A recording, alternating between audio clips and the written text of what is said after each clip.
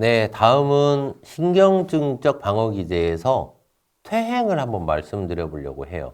여러분, 퇴행이 나쁜 건가요? 글쎄요. 저는 퇴행이 너무 좋은 추억이 있어요. 너무 좋은 추억이 뭐냐면 여러분들 연애 해보신 적 있으십니까? 네. 저는 원래 생긴 건 모태솔로인데, 저 연애를 되게 빨리 했거든요. 그래서 결혼을 일찍 했어요. 근데, 일찍 결혼했으니까 연애도 빨리 했겠잖아요. 제가 연애하면서, 내가 왜 그랬지? 뭐 이런 생각이 들 때가 많아요. 자기야, 보고 싶었어. 뭐 이런 얘기를 연애할 때만 했던 것 같아요. 제가 근데 엄마한테 가서 엄마, 보고 싶었어. 이렇게 행동할까요? 안 했죠. 연애하는 사람들은요, 퇴행 행동을 합니다. 대부분 퇴행 행동을 하면서 그 행동을 통해서 뭘 느껴요? 심리적 안정감을 느껴요. 여러분은 그런 적 없으십니까? 저만 쓰레기가 되면 안 되는데. 네. 연애하시는 분들 보면, 대부분 눈에 뵈는 게 없잖아요. 막 길거리에서도 막 껴안고 다니고, 막 뭐 여성이든 남성이든, 막 자기가 막 힘이 있고 우월한 걸 보여주려고 하는 것보다, 그랬어, 이렇게 막 얘기처럼 막 서로 얘기하잖아요. 실제로 그 퇴행이 심리적 안정을 주기 때문에 그 퇴행 행동을 방어기제로 쓰는 사람이 참 많습니다. 어린아이들 보면 그래서 어린아이들이 퇴행 행동을 하는 겁니다. 그 생애 초기에 성공적으로 작용했던 생각이 있잖아요. 아, 아기 때 내가 이렇게 하니까 엄마가 날 좋아했어 라고 하는 것들이 내 전의식과 무의식에 이제 가득 쌓여 있잖아요. 그래서 다시 그런 행동을 의지함으로써 현재 있는 상황의 위협이나 불안을 해소하는 것. 왜 연애할 때 아기처럼 행동해요? 헤어질까 봐 불안하니까. 네, 그러니까 이런 퇴행 행동을 하는 거예요.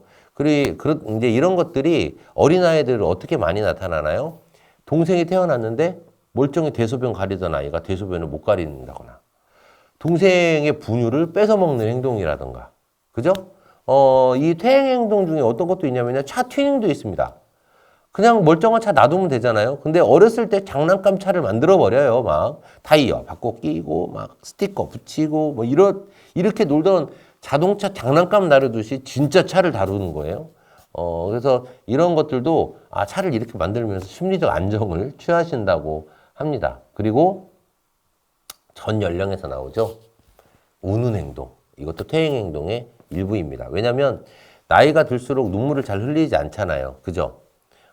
그런데 슬픈 영화를 보거나, 뭐, 예를 들어서 뭐, 종교적으로 뭐, 감동을 받거나, 뭐, 이런 상황이 되면 눈물이 나와요. 왜? 내가 처음 어렸을 때 뭐, 신앙생활을 할 때 진심을 느꼈던 그때 상황으로 돌아가기도 하는 거고요. 또, 이 영화를 보면서 우는 것도 마찬가지예요. 내가 우는 행동으로 내 감정을 드러내는 것들이 어렸을 때 하던 행동들이거든요. 그래서 그런 행동들을 어렸을 때 하던 행동들 부모님 앞에서 뉘우침의 눈물일 수도 있고 슬픔의 눈물일 수도 있고 뭐 감격의 눈물일 수도 있고 이런 우는 행동들은 결국은 어렸을 때 하던 울면서 다 울고 나면 여러분 카타르시스 느꼈던 거 기억나십니까? 곰곰이 생각하시면 다 기억날 겁니다. 매를 맞아서 울든 하면서 막 울었잖아요. 막 다 울고 나면 막 이렇게 막 어지럽고 막 그랬잖아요. 과호흡 해가지고 막 과산소증 돼가지고 막 어지럽고 막 울고 막 그랬잖아요. 근데 시컷 울고 나면 여러분 풀립니까? 안 풀립니까? 풀렸죠. 어릴수록 감정을 표현하면서 울 수도 있고 웃을 수도 있고 감정 표현이 많을 수 있지만 나이를 들면 들수록 감정 표현하는 일들이 줄어들잖아요. 울거나 웃거나.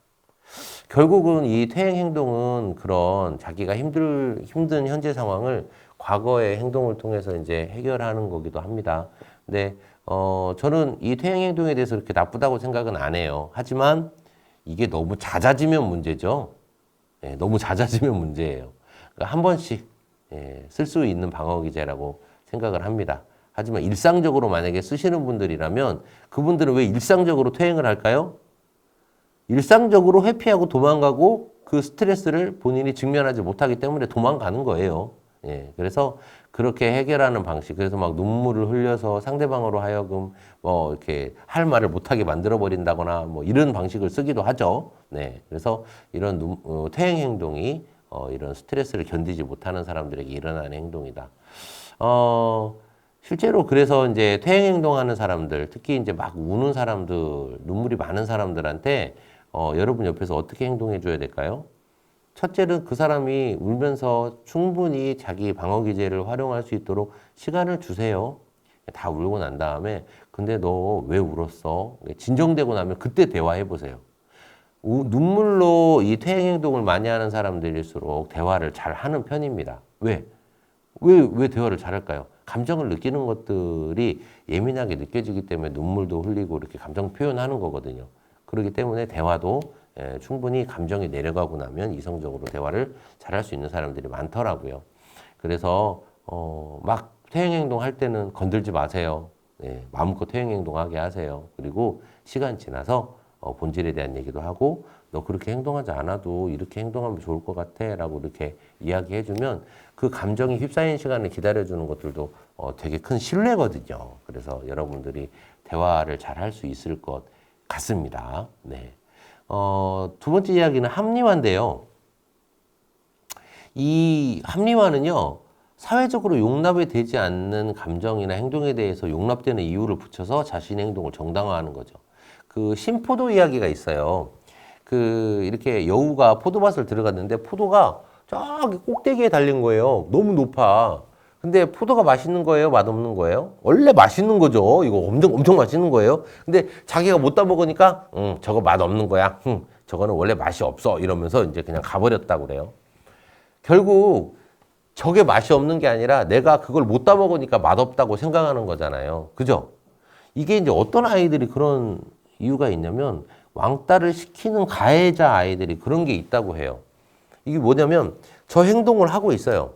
근데 어떤 상대방 아이가 행동을 하고 있으면 그 행동에 대해서 잘못된 행동이라고 자기가 프레임을 씌우는 거고 이 아이는 잘못했으니까 왕따 당해도 돼? 라고 생각을 하는 잘못된 합리화가 있어요. 왕따를 당해도 되는 사람은 있나요? 없는 거예요. 청소년들이 왕따 당하는 이유가 뭘까요? 예를 들어서 키가 작다고? 밥을 이상하게 비벼 먹었다고? 아니면 뭐 외국에서 왔다고? 외국도 뭐 백인은 우대하더만 뭐 이렇게 동남아시아에서 무시하고 막 그래요. 잘못된 문화야. 예. 이거 안 돼요.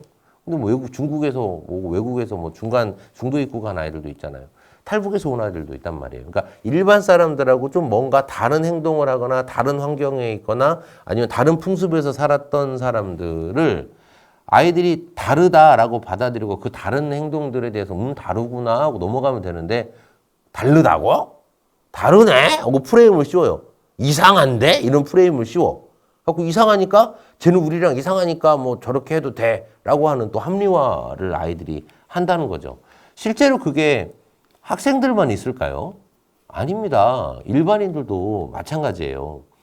일반 직장인 중에서도 왕따를 경험한 사람이 30%가 넘는다고 합니다. 그러니까 일반적이지 않은 행동 아니면 조금 다른 사람들과 다른 생각 이런 것들을 받아들이지 못하고 저 사람은 이상한 사람이야 이상하다고 단죄하고 프레임을 씌워버리는 건 아이들이나 어른이나 비슷하다고 합니다. 실제로 연예인들 이렇게 댓글 사건들도 보면요. 연예인에 대한 자극적인 기사들이 가끔 나오잖아요. 뭐 예를 들어 뭐 잘못했을 때 그런 게 많이 나오겠잖아요. 그런데 아니 물론 범죄를 저지른 건 맞아요. 그러면 범죄를 저지르면 어떤 기준에 의해서 처벌을 받아야 되죠? 그거에 관련된 형법으로 처벌을 받으면 돼요. 그리고 형법의 대원리 중에 일사부재리 원칙이라는 게 있어요. 한 번 잘못한 걸 처벌하고 나면 다시 그건 벌하지 않는다라고 하는 형법의 대원칙이거든요. 그런데 우리나라의 연예인은 공인으로서 공인이 맞나? 그냥 예능인인데 공인이라서 법으로 처벌받고 또 대중에게 또 처벌을 받아요. 이중으로. 그죠? 근데 대중은 그 벌에 의해서 처벌받은 사람이 또 처벌받아도 된다라고 하는 프레임을 그냥 똑 하고 씌워서 대중이 인격적으로 또 그 사람을 말살시키는 그런 것들도 보게 되죠. 합리화죠. 저렇게 행동했으면 당해도 싸 이런 생각인 거예요. 실제로 방어 기제 중에 자기 잘못을 합리화하는 사람 되게 많아요. 내가 그럴 수밖에 없었어. 정말 그랬을까? 다른 사람도 그렇게 생각할까?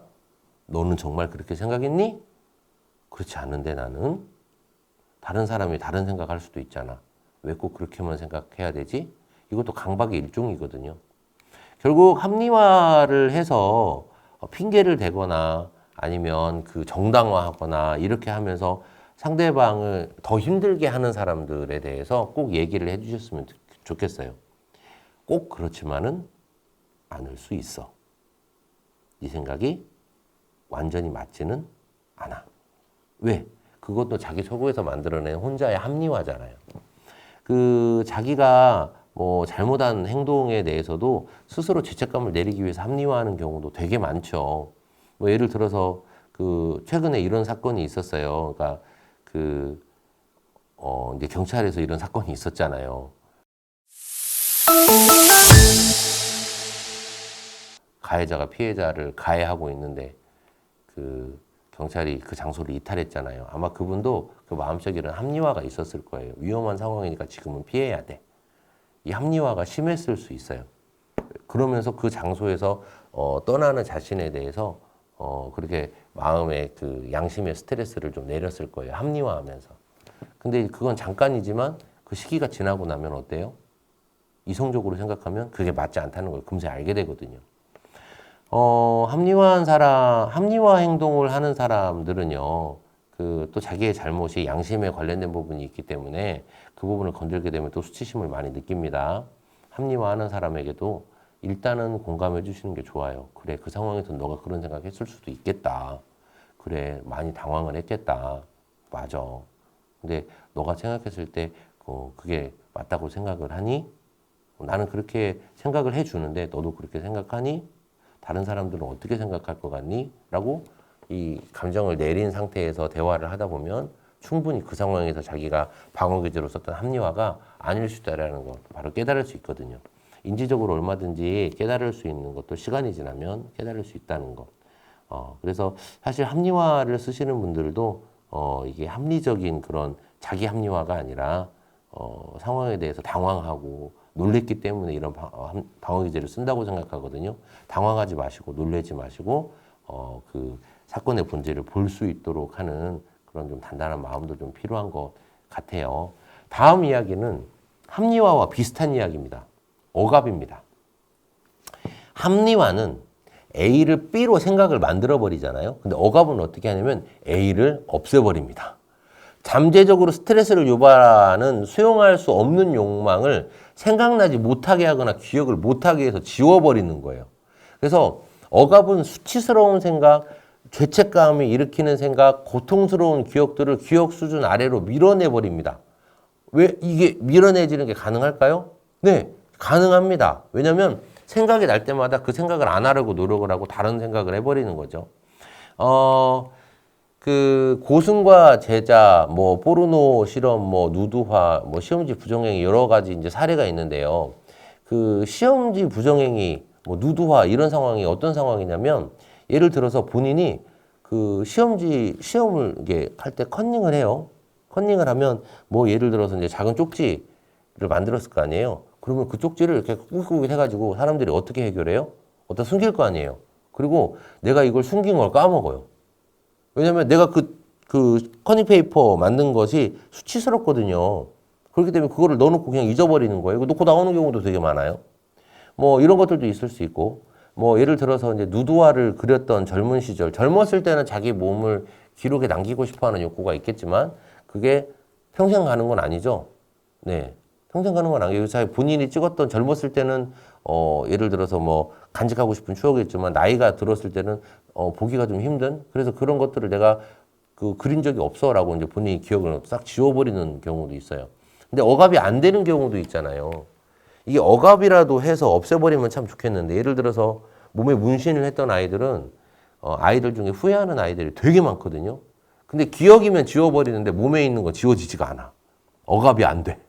그러면 자기가 겉으로 드러나는 모습대로 살아가 버리는 경우도 있어요. 억압이 안 돼 버리는 거죠. 이거는 드러나서 어쩔 수 없기 때문에. 이제 그런 아이들도 보면서 좀 안타까운 마음 가지고 있습니다. 이 억압이라는 거 그래서 그때는 생각이 그래서 좋은 거였을지 모르겠지만 시간이 지나고 보니 이거는 내가 받아들이기가 어려운 거야. 그러면 없애버리는 것. 없는 걸로 생각하는 것. 억압하는 것. 근데 이 억압이 언제 튀어나오는지 아세요? 언제 튀어나오냐면 본인이 그거와 비슷한 상황이 되었을 때 억압된 생각은 불쑥불쑥 튀어나옵니다. A를 B로 만드는 합리화는 그래도 생각을 왜곡하고 있기 때문에 좀 끄집어내는 것들에 기억해내는 게 쉽지만 억압은 A라는 그런 내가 수치스러워하는 그 사건을 없다고 생각을 했는데 불쑥 A가 튀어나와 버리는 거예요. 없다고 생각했는데 푹푹 튀어나와요. 그때마다 어떻게 해요? 더 세게 누르는 거예요. 근데 여러분 그 스프링이 그렇잖아요. 세게 누르면 세게 누를수록 어떻게 돼요? 더 튀어나오잖아요. 그러니까 이 마음의 에너지를 얼마나 쓰겠어요. 그걸 억압해내려고. 그래서 억압하고 있는 사람들에게도 이 합리화하고 비슷한 생각, 비슷한 방법식으로 접근하시는 게 좋아요. 잊어버리려고 해도 잊혀지지 않는다면 해결하는 게 맞다. 해결하는 게 맞다. 그래서 너가 생각하는 것들이 왜 어떤 부분에 이렇게 양심의 가책을 느끼는 부분이니 그럴 수도 있다. 라고 하는 이런 진행되는 상담들이 좀 필요하겠죠. 여러분 합리화하거나 억압해서 내 생각을 누른다고 해서 없어지지 않습니다. 이런 생각하시는 분들은 되게 윤리적인 분들이에요. 양심이 찔리니까 자꾸 생각을 통제하려고 하는 거잖아요. 그러시지 않아도 된다. 이런 얘기 해주시면 좋겠어요. 그래서 합리화와 억압에 대한 얘기 이렇게 마무리하겠습니다. 감사합니다.